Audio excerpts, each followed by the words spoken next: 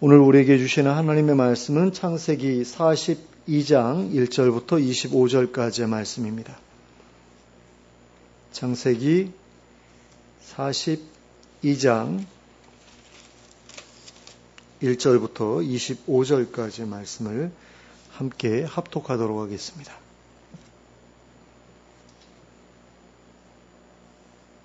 함께 읽겠습니다. 시작. 그때에 야곱이 애굽에 곡식이 있음을 보고 아들들에게 이르되 너희는 어찌하여 서로 바라보고만 있느냐. 야곱이 또 이르되 내가 들은즉 저 애굽에 곡식이 있다 하니 너희는 그리로 가서 거기서 우리를 위하여 사오라. 그러면 우리가 살고 죽지 아니하리라 하매 요셉의 형 10사람이 애굽에서 곡식을 사려고 내려갔으나 야곱이 요셉의 아우 베냐민은 그의 형들과 함께 보내지 아니하였으니 이는 그의 생각에 재난이 그에게 미칠까 두려워함이었더라. 이스라엘의 아들들이 양식 사러 간 자 중에 있으니 가나안 땅에 기근이 있음이라.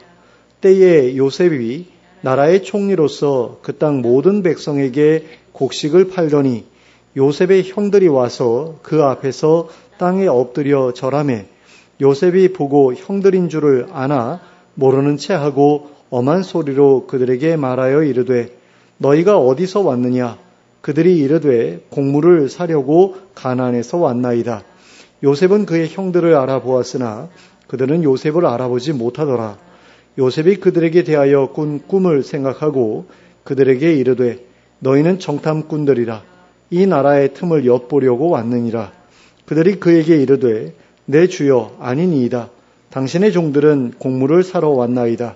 우리는 다 한 사람의 아들들로서 확실한 자들이니 당신의 종들은 정탐꾼이 아니니이다. 요셉이 그들에게 이르되 아니라 너희가 이 나라의 틈을 엿보러 왔느니라. 그들이 이르되 당신의 종 우리들은 12 형제로서 가나안 땅 한 사람의 아들들이라. 막내 아들은 오늘 아버지와 함께 있고 또 하나는 없어졌나이다. 요셉이 그들에게 이르되 내가 너희에게 이르기를 너희는 정탐꾼들이라 한 말이 이것이니라.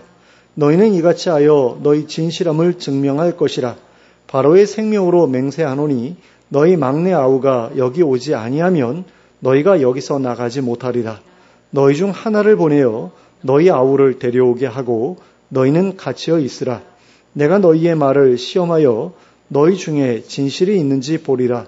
바로의 생명으로 맹세하노니 그리하지 아니하면 너희는 과연 정탐꾼이라 하고 그들을 다 함께 3일을 가두었더라. 사흘 만에 요셉이 그들에게 이르되 나는 하나님을 경외하노니 너희는 이같이 하여 생명을 보전하라. 너희가 확실한 자들이면 너희 형제 중 한 사람만 그 옥에 갇히게 하고 너희는 곡식을 가지고 가서 너희 집안의 굶주림을 구하고 너희 막내 아우를 내게로 데리고 오라. 그러면 너희 말이 진실함이 되고 너희가 죽지 아니하리라 하니 그들이 그대로 하니라. 그들이 서로 말하되 우리가 아우의 일로 말미암아 범죄하였도다. 그가 우리에게 애걸할 때에 그 마음의 괴로움을 보고도 듣지 아니하였으므로 이 괴로움이 우리에게 임하도다. 르우벤이 그들에게 대답하여 이르되 내가 너희에게 그 아이에 대하여 죄를 짓지 말라고 하지 아니하였더냐. 그래도 너희가 듣지 아니하였느니라. 그러므로 그의 핏값을 치르게 되었도다 하니 그들 사이에 통역을 세웠으므로 그들은 요셉이 듣는 줄을 알지 못하였더라.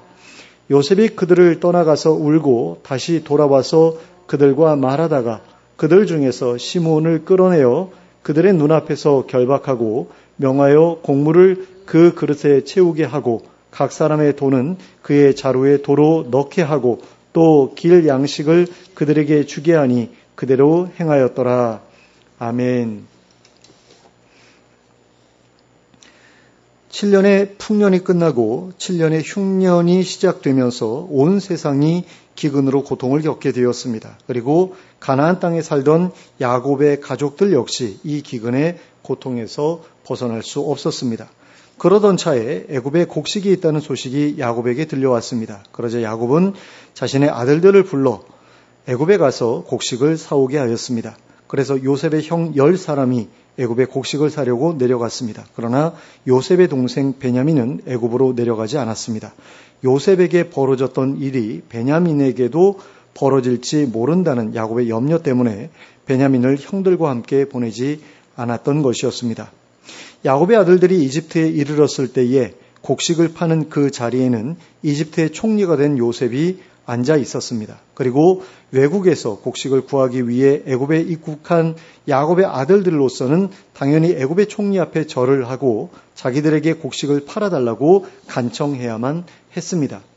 그런데 요셉의 형들이 요셉의 앞에서 엎드려 절하였던 그때에 요셉은 그들이 자기의 형들인 줄을 알아보았습니다. 예전보다 늙기는 했어도 옛 모습들이 어느 정도는 남아 있었고 숫자 또한 평소에 함께 다니던 10명이라는 숫자 그대로였기 때문입니다. 그러나 형들은 자기들 앞에 앉아있는 애굽의 총리가 요셉인 줄 알아보지 못했습니다. 신분상의 차이 때문에라도 감히 얼굴을 들어 상대방을 쳐다볼 수 없었기 때문입니다. 그리고 요셉의 언어나 복장이나 모든 꾸밈새가 애굽식으로 바뀌어 있었기 때문에 그들이 요셉의 얼굴을 쳐다볼 수 있었다고 하더라도 그들은 요셉을 자기들의 동생이라고 알아보지 못했을 것입니다. 실제로 나중에 함께 식사를 하게 되었을 때에도 형들은 애굽의 총리가 자기들의 동생이라는 사실을 알아보지 못했습니다. 게다가 어느 누가 애굽의 총리를 애굽 출신이 아닌 다른 나라 출신일 거라고 생각할 수 있었겠습니까? 어쩌면 애굽 사람들조차도 애굽의 사정을 잘 알았던 사람들 외에는 요셉이 다른 나라 출신이라는 사실을 모르고 있었을 것입니다. 하지만 그들이 요셉을 알아보았다고 하더라도 상황은 바뀌지 않았을 것입니다. 그들은 외국에서 곡식을 구입해 가기 위해 애굽에 방문한 사람으로서 마땅히 애굽의 총리인 요셉에게 자비를 구해야만 했습니다. 형이랍시고 요셉에게 유세를 떨었다가는 옛 원한 때문에라도 목이 날아갈 수도 있는 일이었기 때문입니다. 그런데 요셉은 형들을 알아본 후에도 그것을 내색하지 않았습니다. 그리고 오히려 그들을 정탐꾼으로 몰았습니다. 요셉이 이렇게 했던 것에 대해서는 다양한 이유들을 생각해 볼 수 있습니다. 요셉이 형들을 몰아붙였던 가장 큰 이유는 아마도 형들이 자신의 동생 베냐민을 애굽으로 데려오도록 만들기 위함이었을 것입니다. 그리고 다른 한편으로는 자신이 그렇게 형들을 몰아붙였을 때에 형들이 어떤 반응을 보이는지 보고 싶었기 때문이었을 것입니다. 그리고 어쩌면 형들을 궁지에 몰아 넣어서 약간의 분풀이를 하고 싶었을지도 모릅니다.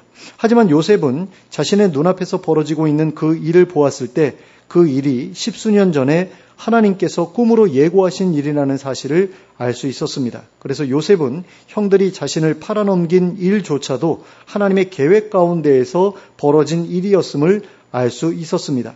따라서 요셉이 자신의 형들을 그렇게 몰아붙였던 것은 형들에게 복수하고자 하는 마음이 조금이라도 남아 있었기 때문이 아니었습니다. 그리고 요셉이 정말로 형들에게 복수하고자 하는 마음을 가지고 있었다고 한다면 요셉은 그렇게 복잡한 방법을 쓸 필요도 없이 그냥 형들을 모두 감옥에 가두어 버리면 되었을 것입니다. 아니면 정탐꾼으로 몰아서 모두 다 처형해 버리는 간단한 방법도 있었습니다. 그러나 요셉은 그렇게 하지 않았습니다. 복수를 하되 천천히 조금씩 하기 위해서 그랬던 것이 아니었습니다. 복수할 마음을 이미 내려놓았기 때문이었습니다. 어쨌든 자기들을 정탐꾼으로 모는 요셉의 말에 당황한 형들은 자기들의 결백을 변호하기 위해 자기들이 모두 한 형제이며 고향에 늙은 아버지와 막내 동생이 있다는 말을 하게 되었습니다. 그리고 그 말을 들은 요셉은 그 막내 동생을 데려와서 그들의 말이 사실임을 증명하라고 요구했습니다. 이때 요셉은 처음에 한 사람만 가서 데려오라고 했다가 사흘이 지나서는 한 사람만 남고 나머지가 가서 데려오라고 했습니다. 그리고 이것은 요셉이 형들을 가두어 두었던 3일 동안 그들 중 누가 가서 동생을 데려올 것인지 결정하지 못했기 때문인 것으로 보입니다. 그래서 요셉이 직접 시므온을 콕 집어서 그만 남겨두고 다녀오라고 했던 것이 아니었을까 싶습니다. 왜 시므온이었을까라는 부분에 대해서는 다양한 해석이 가능할 것 같습니다.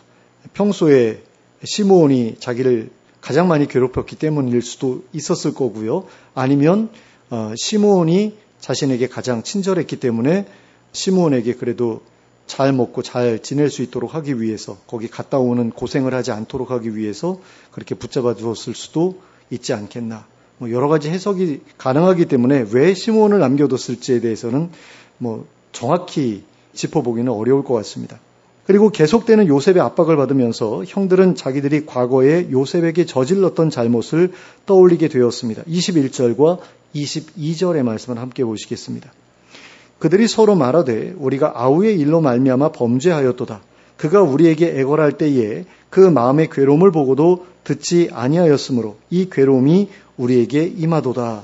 르우벤이 그들에게 대답하여 이르되 내가 너희에게 그 아이에 대하여 죄를 짓지 말라고 하지 아니하였더냐. 그래도 너희가 듣지 아니하였느니라. 그러므로 그의 피값을 치르게 되었도다 하니. 그런데 이렇게 어려운 일을 당했다고 해서 과거에 잘못했던 일을 대번에 떠올리는 경우는 그렇게 많지 않습니다. 자기가 남에게 잘못했던 일들에 대해 아예 기억하지 못하고 살아가는 사람들이 훨씬 더 많습니다. 그런 점에서 요셉의 형들이 요셉의 말을 듣고 이런 식의 반응을 보였다고 하는 것은 그들의 마음속에 요셉에게 행한 일에 대한 죄책감이 오랫동안 자리 잡고 있었음을 우리에게 가르쳐 줍니다. 그들은 아마도 이렇게 어려운 일들을 당할 때마다 혹시 내가 요셉에게 행한 죄 때문에 이런 벌을 받고 있는 것이 아닌가 하고 생각해 왔을 것입니다. 그러다가 이렇게 요셉이 앞에 있는 자리에서 형제들 모두가 함께 공통적으로 가지고 있었던 죄책감을 이런 식으로 표출하게 되었을 것입니다. 그런데 형제들이 이 말을 할 때에 그 앞에 있었던 요셉도 이 말을 다 들었습니다. 그들 사이에 통역이 있었기 때문에 형들은 당연히 요셉이 자기들의 말을 알아들을 줄 모르고 이런 이야기를 나누었던 것이었습니다. 그런데 형들이 요셉 앞에서 이 이야기를 나누었던 것은 결코 우연한 일이 아니었습니다. 형들이 자기들의 잘못을 깨닫고 뉘우치고 있음을 요셉으로 하여금 알게 하시기 위해 하나님께서 행하신 일이었습니다. 그리고 이것은 요셉으로 하여금 형들을 용서할 수 있는 마음을 갖게 하시기 위한 하나님의 섭리였습니다. 그리고 이러한 하나님의 섭리로 인해 요셉은 형들에 대한 원한을 완전하게 털어내고 그들을 용서할 수 있었던 것입니다. 물론 요셉은 이 일이 있기 전에도 이미 형들에 대한 원망을 내려놓은 상태였습니다. 앞에서 살펴보았듯이 요셉은 자기의 맏아들을 낳으면서 형들에 대한 원망과 애굽에서 겪었던 고난을 잊어버리기로 마음먹었습니다. 그래서 그 아들의 이름을 잊게 하는 이라는 의미를 가진 므낫세라고 지었습니다. 하지만 그렇게 마음먹었다고 해서 사람 마음이 그렇게 쉽게 정리될 리가 없습니다. 조금이라도 앙금이 남아 있었을 수 있습니다. 그래서 그 앙금조차도 없애주시기 위해 하나님께서 이와 같은 말을 듣게 하신 것입니다. 그리고 그로 인해 요셉은 형들에 대한 원망과 원한을 그 앙금까지도 내려놓을 수 있었습니다. 그 증거가 바로 본문 25절에 나타나 있습니다. 함께 보시겠습니다. 명하여 곡물을 그 그릇에 채우게 하고 각 사람의 돈은 그의 자루에 도로 넣게 하고 또 길 양식을 그들에게 주게 하니 그대로 행하였더라. 곡물을 형들의 자루에 넣을 때에 돈도 함께 넣도록 한 것을 볼 수 있습니다. 그리고 길 양식까지 별도로 챙겨주게 하였습니다. 형들이 집에 잘 돌아갈 수 있도록 그리고 다음에 애굽에 내려올 때에 부담 없이 내려올 수 있도록 그렇게 배려하는 조치를 취했던 것이었습니다. 이것을 통해 우리는 요셉이 형들을 위해 무언가를 베풀어 주려는 태도를 보이고 있음을 확인할 수 있습니다. 그러므로 요셉이 이미 형들에 대한 원망을 풀었다는 것은 분명한 사실이라고 볼 수 있었습니다. 그리고 이러한 사실은 뒤에 이어지는 일들을 통해서 더욱더 분명하게 확인할 수 있게 됩니다. 그런데 한번 생각해 보시기 바랍니다. 우리라면 과연 요셉처럼 하는 것이 가능했을까요? 자기를 다른 나라의 노예로 팔아버린 형들을 다시 보게 되었습니다. 이제 자신에게는 형들이 감히 대적할 수 없는 강력한 권세가 있습니다. 자기의 명령 한마디면 형들에 대한 원수를 갚을 수 있습니다. 모두 감옥에 쳐넣고 평생을 거기에서 썩게 할 수도 있습니다. 또는 온갖 고문을 하다가 사형에 처할 수도 있습니다. 그런데 요셉은 그렇게 하지 않았습니다. 그러면 그 이유는 무엇 때문이었을까요? 첫째는 그에게 하나님께서 주신 선한 마음이 있었기 때문입니다. 물론 그가 청소년기 때 보여주었던 모습을 보면 참으로 싸가지도 없고 싹수도 노랬던 것처럼 보이기는 합니다. 하지만 그에게는 하나님을 경외하는 마음이 있었습니다. 하나님의 함께하심을 바라는 마음이 있었습니다. 또 하나님께서 자신을 도와주시기를 바라는 마음이 있었습니다. 그래서 그는 하나님의 뜻을 거슬러 행할 수 없었습니다. 그래서 그는 형들에게 악을 행할 수 없었던 것입니다. 둘째는 자신에게 벌어졌던 모든 일들을 하나님의 섭리에 의한 일들로 인정하고 수용했기 때문입니다. 자신이 애굽으로 팔려왔기 때문에 지금의 아내도 만날 수 있었고 또 지금의 자녀들도 얻을 수 있었고 또 수많은 사람들의 생명을 구원할 수도 있었다고 생각하게 되었기 때문입니다. 그리고 이제는 자신의 수고를 통해 자기의 가족들의 생명까지 구원할 수 있게 되었음을 알게 되었습니다. 그러므로 하나님의 섭리의 도구로 쓰여진 사람들, 자기 형제들을 더 이상 미워하지 않기로 결단할 수 있었습니다. 그래서 요셉은 형들에게 자신의 원한을 갚지 않을 수 있었던 것입니다. 셋째는 형들의 뉘우치는 모습을 눈앞에서 목도했기 때문입니다.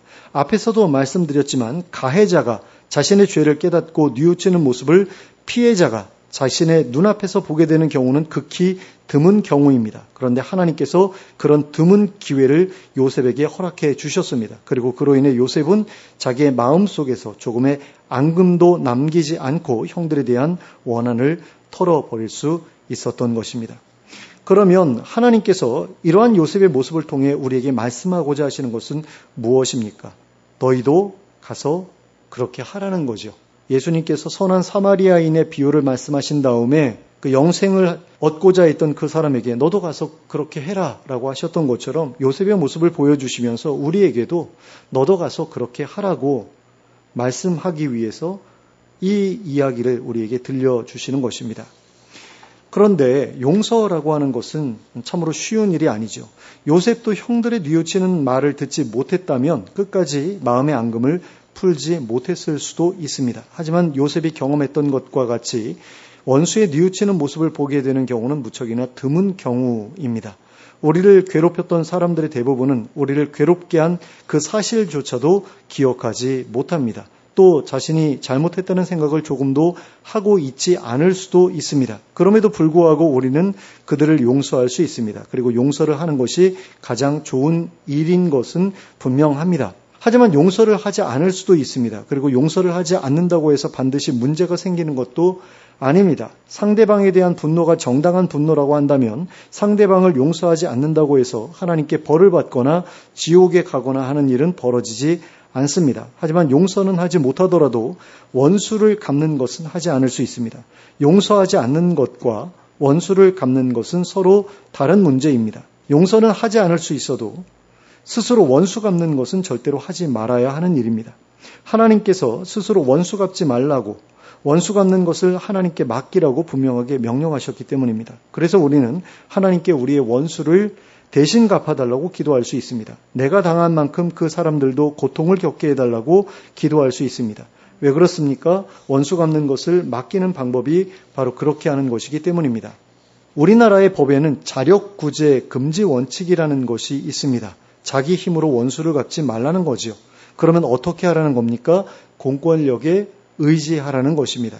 억울한 일을 당했다면 고소하거나 고발하라는 것입니다. 나라에서 자력구제를 금지하고 있다고 해서 고소, 고발도 하지 않고 그냥 당하고만 있으라는 이야기가 아닌 것입니다. 하나님께서 원수 갚는 것을 내게 맡기라고 하신 것도 마찬가지입니다. 하나님의 말씀은 자력구제를 하지 말라는 그런 말씀입니다. 그 대신 고소하거나 고발하라는 겁니다. 누구에게 하라는 것입니까? 하나님께 하라는 것입니다. 하나님께 억울한 일을 고소하고 고발하라는 것입니다. 그래서 하나님께서 친히 억울한 일을 풀어주시게 하라는 것입니다. 그것이 원수 갚는 것을 하나님께 맡기는 방법인 것입니다. 그런데 많은 사람들이 그렇게 해도 된다는 것을 알지 못합니다. 그저 용서만 해야 하는 것이라고 생각합니다. 물론 용서하는 것이 하나님께서 가장 기뻐하시는 일인 것은 분명한 사실입니다. 예수님께서도 원수를 용서하라고 하셨습니다. 마태복음 5장 43절, 44절 말씀입니다. 또 내 이웃을 사랑하고 내 원수를 미워하라 하였다는 것을 너희가 들었으나 나는 너희에게 이르노니 너희 원수를 사랑하며 너희를 박해하는 자를 위하여 기도하라. 그러니까 원수를 사랑하라고 하셨습니다. 그런데 사랑하기 위해서는 용서부터 해야만 하는 거죠. 그런데 바울은 서로를 용서하라고 한 적은 2번이나 있어도 원수를 용서하라고 한 적은 한 번도 없습니다. 다만 원수 갚는 것을 하나님께 맡기라고 말한 적은 있습니다. 로마서 12장 19절 말씀입니다. 내 사랑하는 자들아 너희가 친히 원수를 갚지 말고 하나님의 진노하심에 맡기라. 기록되었을 때 원수 갚는 것이 내게 있으니 내가 갚으리라고 주께서 말씀하시니라. 자, 그러면 바울은 원수를 용서하지 않아도 된다는 의미에서 이렇게 말한 것일까요? 그것은 알 수 없습니다. 하지만 로마서 12장 20절에서는 이렇게 말씀하고 있습니다. 내 원수가 줄이거든 먹이고 목마르거든 마시게 하라. 그리함으로 내가 숯불을 그 머리에 쌓아 놓으리라. 바울의 이 말은 어쩌면 원수를 용서하라는 의미에서 한 말일 수도 있습니다. 원수를 용서하지 않고서는 원수에게 선대하는 것이 불가능하다고 생각하는 사람들에게는 바울의 이 말이 원수를 용서하라는 의미라고 생각될 수 있습니다. 그러나 그렇지 않다고 생각할 수도 있습니다. 원수를 용서하지 않고서도 원수를 선대하는 것이 가능하다고 생각할 수도 있기 때문입니다. 그렇다면 바울의 이 말은 그저 원수에게 선대하라는 말일 뿐 원수를 용서하라는 의미는 아닐 수도 있습니다. 하지만 바울이 원수 갚는 것을 하나님께 맡기라는 말과 원수에게 선대하라는 말을 동시에 했다는 것은 분명한 사실입니다. 그리고 이렇게 하는 것이 가능한 일이라고 한다면 우리도 이렇게 할 수 있다는 이야기가 됩니다. 하나님께 우리의 원수를 갚아달라고 고발하면서도 그 원수에게 선대하는 것이 가능하다라는 말입니다. 그리고 이것은 우리가 누군가와 더불어 법적인 다툼을 하는 가운데에서도 그 사람들에게 친절하게 대할 수 있다는 점에서 충분히 가능한 일이라고 할 수 있습니다. 그러므로 우리도 하나님의 백성으로서 이 정도는 할 수 있는 일이라고 생각해야 합니다. 그리고 실제로도 그렇게 해야만 합니다. 그런데 예수님께서는 우리에게 그보다 한 단계 더 나아가라고 하셨습니다. 그들을 용서하라고 하셨습니다. 그런데 용서가 무엇입니까? 1만 달란트 빚진 자와 100데나리온 빚진 자의 비유에서 볼 수 있듯이 용서라고 하는 것은 빚 받는 것을 포기하는 것입니다. 그러므로 용서는 하나님께 고소해서 빚을 받아내는 것까지도 포기하는 것이라고 할 수 있습니다. 하나님께 원수 갚는 것을 맡기는 것까지도 포기하고 그것을 아예 하지 않는 것이 용서인 것입니다. 그런데 이 일은 앞에서 말씀드렸던 두 일, 즉 원수 갚는 것을 하나님께 맡기는 일과 원수에게 선대하는 일보다 훨씬 더 어려운 일입니다. 그러므로 요셉처럼 자신을 괴롭힌 사람들에 대해 모든 것을 용서하고 잊어버리는 것이 어렵게 느껴진다면 일단 우선은 원수 갚는 것을 하나님께 맡기는 일부터 해보시기 바랍니다. 그렇게 하여 자신의 마음속에 있는 원한부터 하나님께 맡겨드리기 바랍니다. 그러다 보면 그 사람에게 친절히 대하고 그 사람에게 해주어야 할 일들을 해주는 데에서 느끼던 어려움들도 많이 해소할 수 있을 것입니다. 그리고 그렇게 하나님께 자신의 억울한 사정을 아뢰면서 하나님과 그 문제를 계속해서 나누다 보면 그들을 용서하는 마음까지도 생기게 될 것입니다. 하나님과 깊은 교제를 나누면 나눌수록 우리의 마음은 하나님의 마음을 점점 더 많이 닮아가게 되어 있기 때문입니다. 그러므로 예수님께서 자신을 십자가에 못 박은 사람들을 용서하셨던 그 마음까지 닮아가게 된다면 우리도 예수님처럼 그리고 요셉처럼 우리의 원수들을 용서하는 자리에까지 나아갈 수 있게 될 것입니다. 그러므로 자신을 괴롭히는 사람들에 대해 원수를 갚겠다고 애쓰지 않는 여러분들이 되시기 바랍니다. 그리고 그들에 대해 원수 갚는 것을 하나님께 맡기는 여러분들이 되시기 바랍니다. 그리하여 하나님의 선하신 섭리에 따라 그들이 심판을 받게 되거나 아니면 그들이 회개하고 돌아와 용서를 구하게 되는 일을 보게 되시기 바랍니다. 그리고 그보다 더 나아가 하나님과의 깊은 교제를 통해 그들을 용서할 수 있는 마음을 소유하는 여러분들이 되시기 바랍니다. 그리하여 예수님처럼 그리고 요셉처럼 원수를 용서하고 그들에 대한 앙금까지도 깨끗하게 털어버리고 하나님께서 주시는 마음의 평안을 얻어 과거의 상처에서 벗어남으로써 앞으로의 복된 미래만을 바라보며 살아가는 여러분이 될 수 있기를 예수 그리스도의 이름으로 축원합니다. 함께 기도하겠습니다. 사랑의 하나님 아버지, 하나님의 섭리 가운데 저희에게 벌어진 일들에 대해 쉽게 원한을 품지 않는 저희가 되게 하여 주시옵소서. 저희에게 악을 행한 사람들에게 원수를 갚기 위해 애쓰지 않게 하시고 그들에게 원수 갚는 일을 하나님께 맡기게 하시고 그들에게 선대해야 할 의무를 거절하지 않는 저희가 되게 하여 주시옵소서. 그리하여 하나님께서 저희 대신 친히 원수를 갚아주시는 모습을 보게 하시고 그들이 저희에게 와서 용서를 구하는 모습을 보게 하여 주시옵소서. 그리고 더 나아가서는 예수님의 마음을 가지고 그들을 용서하게 하시고 하나님께서 주신 평안을 얻어 과거의 상처에서 벗어남으로써 미래의 영광을 바라보며 살아가는 저희가 되게 하여 주시옵소서. 예수 그리스도의 이름으로 기도하였습니다. 아멘.